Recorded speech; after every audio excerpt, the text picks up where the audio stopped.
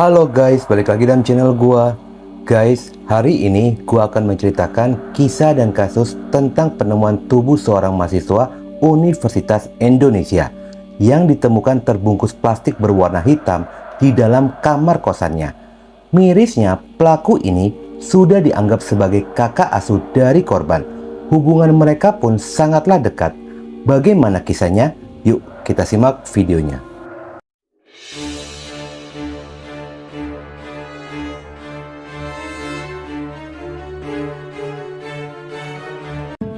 Pada awal kisah, kita berkenalan dengan sosok korban bernama Muhammad Naufal Zindan berusia 19 tahun.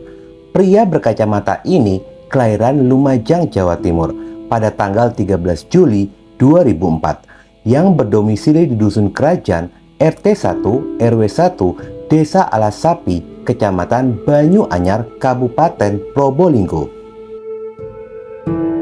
Korban ini dikenal memiliki kepribadian yang pendiam, namun ramah dan selalu bertegur sapa ketika dirinya bertemu dengan seseorang.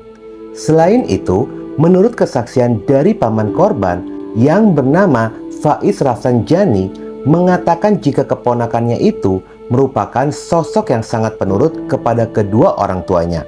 Tidak hanya itu saja, sejak kecil korban ini mendapat didikan yang sangat keras tentang agama, yang membuatnya menjadi sosok yang taat dalam menjalani perintah agama. Semasa hidupnya, siapapun yang mengenalnya selalu memberikan kesan baik selama berinteraksi bersama korban. Tidak hanya itu saja, korban diketahui merupakan alumni SMA 1 Probolinggo. Bukan hanya akhlak terpuji yang tercermin dari sikapnya, ternyata korban ini anak yang memiliki prestasi. Walaupun memiliki hobi bermain game, korban mengasah kemampuannya dalam berbahasa, dan bahasa Rusia lah yang dia pelajari. Korban belajar bahasa Rusia secara otodidak hanya melalui internet saja. Setelah SMA, korban pun melanjutkan studinya ke jenjang universitas, dan Universitas UI lah yang menjadi pilihannya. Korban berhasil masuk ke UI setelah melalui seleksi ketat. Singkat cerita, akhirnya korban keterima berkuliah di Universitas Indonesia, jurusan Sastra Rusia, Fakultas Ilmu Budaya, angkatan 2022, dan sudah menjalani perkuliahan semester 3. Di dalam ruang lingkup perkuliahan, korban pun dikenal sangat aktif, mengikuti organisasi, dan beberapa kali dipercaya untuk mementori mahasiswa baru yang masuk di dalam jurusannya. Hal yang diingat oleh keluarga, meskipun berada jauh dari keluarga, setiap hari korban tidak pernah putus berkomunikasi dan selalu memberikan kabar kepada kedua orang tuanya. Namun, siapapun yang mengenal sosoknya harus merasakan kehilangan yang membuat luka mendalam bagi semua yang mengenalnya. Kala itu, korban sedang pulang kampung. Setelah beberapa hari di rumah, korban pun terpaksa harus kembali ke Jakarta lantaran mendapatkan tugas untuk menjadi mentor mahasiswa baru. Akhirnya, pada hari Minggu, tanggal 30 Juli 2023, korban diantar oleh keluarganya menuju Bandara Juanda, Surabaya. Ada momen perpisahan atau firasat korban akan pergi untuk selamanya. Sesaat sebelum korban masuk ke dalam kabin pesawat, korban mengajak sang ibu berfoto bersama. Setelah itu, korban pun terbang menuju Jakarta. Pada awalnya semua berjalan normal, namun ada gelagat mencurigakan yang dirasakan oleh keluarga. Korban yang selalu berkomunikasi dengan kedua orang tuanya selama 2 hari hilang kontak, dan itu tidak pernah dilakukan sebelumnya. Selain keluarga, kejanggalan pun dirasakan oleh Fadil, tetangga kamar kos. Meskipun tidak mengenal secara pribadi korban, Fadil mengaku selama 2 hari tidak mendengar aktivitas di dalam kamar nomor 102 yang dihuni oleh korban. Fadil mengaku biasanya suka terdengar suara berisik seperti tertawa atau mengobrol. Orang tua korban yang khawatir tidak kunjung mendapatkan kabar dari anaknya meminta tolong kepada keluarga yang berada di Jakarta untuk menengok korban di tempat kosnya. Awal-awal tuh emang suka berisik gitu, ada berdua. Nah cuman 2 hari kemarin tuh emang kagak ada suara gitu. Biasanya ada ketawa-tawa. Hari Jumat, tanggal 4 Agustus 2023, kerabat dari korban tiba di kosan yang berada di kawasan Kukusan Beji, Kota Depok. Kerabat itu pun mengetuk pintu kamar kos dari korban, namun tidak ada respon dari dalam kosan dan kondisi pintu dalam posisi terkunci. Kerabat dari korban melaporkan kejadian itu ke penjaga kosan. Akhirnya terpaksa pintu pun harus didobrak. Saat pintu terbuka, terlihat kamar kosan korban dalam kondisi berantakan. Setelah dilakukan pengecekan, korban ditemukan di bawah kolong tempat tidur dalam kondisi tidak bernyawa, terbungkus plastik berwarna hitam. Sontak kejadian itu pun segera dilaporkan ke pihak kepolisian. Polsek Beji yang menerima awal laporan penemuan itu segera berkoordinasi dengan Polres Metro Depok dan segera menuju ke lokasi. Hasil identifikasi tubuh korban ditemukan adanya luka tikaman lebih dari 3 luka pada bagian dada korban. Guna dilakukan pemeriksaan lebih lanjut, tubuh korban pun segera dievakuasi ke rumah sakit. Polisi melakukan olah TKP serta penyelidikan di lokasi kejadian. Dari hasil olah TKP polisi menemukan adanya CCTV yang berada di sekitaran lokasi pembunuhan. Pihak kepolisian pun melakukan pemeriksaan. Dari rekaman CCTV tersebut, mendapati adanya seorang pria yang dicurigai berada di lokasi bersama dengan korban. Rekaman CCTV ditunjukkan kepada saksi yang masih teman dari korban. Ternyata saksi mengenali pria yang dicurigai tersebut. Berbekal dari kesaksian itulah, polisi berhasil menemukan lokasi di mana kosan dari pelaku. Ketika polisi datang, kebetulan pelaku akan pergi, namun berhasil dihadang, lalu dibawa kembali ke dalam kosan. Setelah dilakukan interogasi cepat, pelaku akhirnya mengakui perbuatannya dan menunjukkan barang-barang korban yang dicuri, antara lain laptop, ponsel, dan dompet milik korban.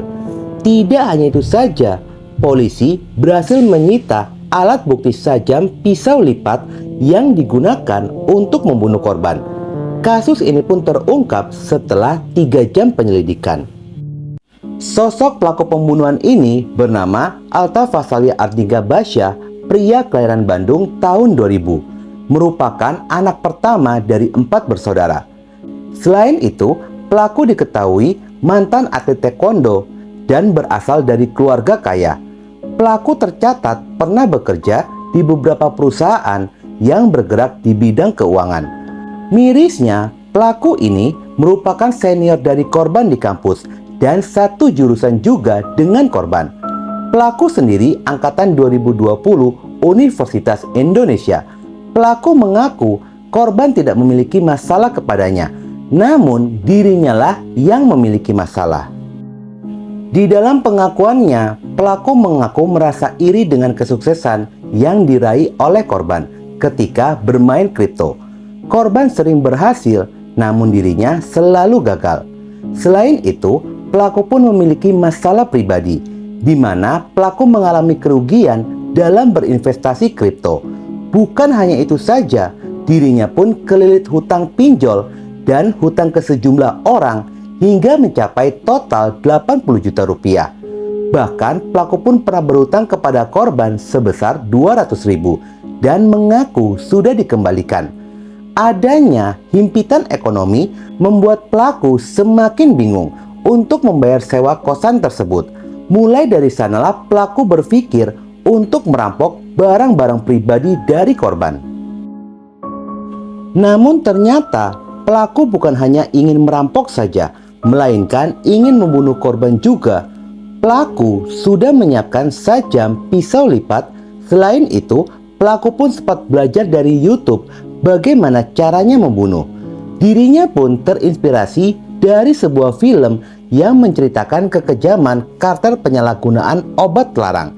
Setelah dirasa cukup ilmu dan nyalinya, dia pun melanjutkan rencana tersebut lalu menunggu korban pulang dari kampung halamannya. 3 juta. Jatuh temponya? Bulan depan, belum dipelajari lagi Kak. Tapi udah ditagih Pak? Belum. Pada hari Rabu, tanggal 2 Agustus 2023, korban dan pelaku kala itu baru saja selesai dari kegiatan kuliah. Pelaku berboncengan dengan korban menuju tempat kos korban. Setibanya di lokasi, diam-diam pelaku mengambil pisau lipat yang awalnya dia sembunyikan di dalam bagasi motor, lalu mengambilnya dan menyimpan di dalam kantong celana sebelah kanan. Di dalam kamar kosan itu, keduanya pun saling berbicara dan selepas azan maghrib berkumandang, pelaku berpamitan pulang kepada korban. Keduanya pun berjalan menuju pintu. Di saat pintu akan dibuka, pelaku menendang lalu menikam korban. Korban berusaha melawan pelaku dengan cara menggigit jari pelaku. Kesakitan karena gigitan itu, pelaku mendorong korban hingga terjatuh, lalu menghampiri korban dan menikam korban dengan membabi buta. Setelah mendapati korban tidak bernyawa, pelaku mengambil barang-barang berharga dari korban, lalu meninggalkan lokasi hingga pada keesokan harinya. Pelaku kembali lagi ke lokasi pembunuhan dengan membawa plastik hitam berukuran besar serta kapur barus. Plastik itu digunakan untuk membungkus tubuh korban, sementara kapur barus digunakan untuk menghilangkan bau amis dari darah. Awalnya tubuh korban akan dibawa dan dikuburkan oleh pelaku.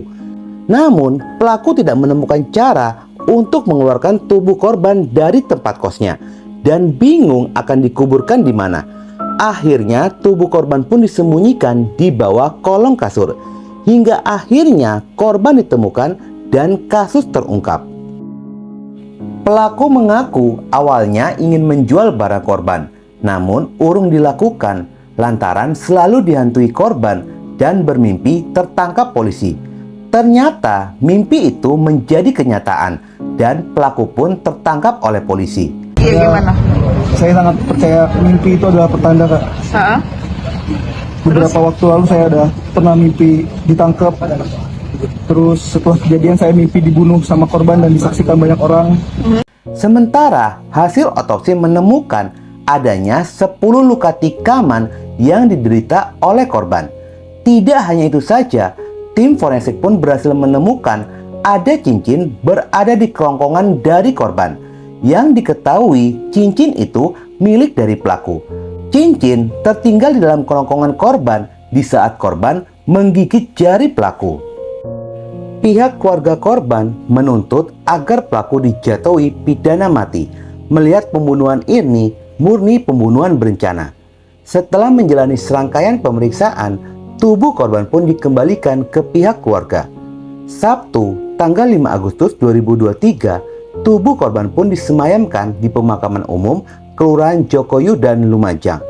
Sanak keluarga, tetangga, serta teman yang mengenal korban mengiringi peti yang membawa tubuh korban ke tempat peristirahatan terakhirnya. Sosial media dari korban dipenuhi dengan ucapan bela sungkawa. Bahkan hampir semua orang yang mengenalnya mengatakan jika korban ini adalah pribadi yang baik. Pasal yang menjerat pelaku adalah pasal pembunuhan berencana. Hukuman maksimalnya pidana mati. Guys, intisari dari kasus ini, hati-hati dalam berhutang. Jangan pernah memaksakan diri untuk berhutang. Kalaupun terpaksa harus berhutang, tahu dari mana sumber uangnya untuk membayar hutang. Dan kalau sudah berhutang, ingat untuk membayar hutang yang dipinjam. Oke guys, sekian dulu video gua hari ini dan jangan lupa ikuti terus video gua. Oke?